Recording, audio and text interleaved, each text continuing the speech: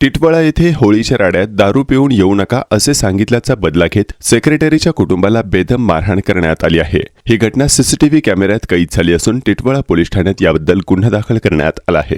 ही घटना टिटवाळा येथील नेपच्यून स्वराज सोसायटीमध्ये घडली।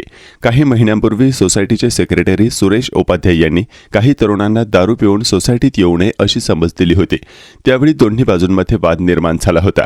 या वादानंतर संकेत जाधवने उपाध्याय यांच्या कारची काच फोडली होती, मात्र त्याने माफी मागितल्याने पोलिसांत तक्रार दाखल करण्यात आली नव्हती।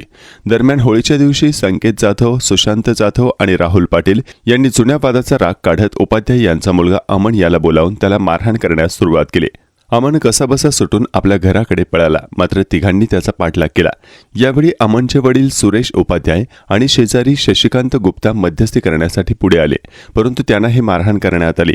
या घटनेत गुप्ता गंभीर जखमी झाले असून त्यांच्या डोक्यावर 6 टाके पडले आहेत। ही संपूर्ण घटना सोसायटीच्या सीसीटीव्ही कॅमेऱ्यामध्ये कैद झाली आहे। या प्रकरणी महाराष्ट्र पोलिसांच्या अंतर्गत टिटवाळा पोलीस ठाण्यात गुन्हा दाखल करण्यात आला आहे।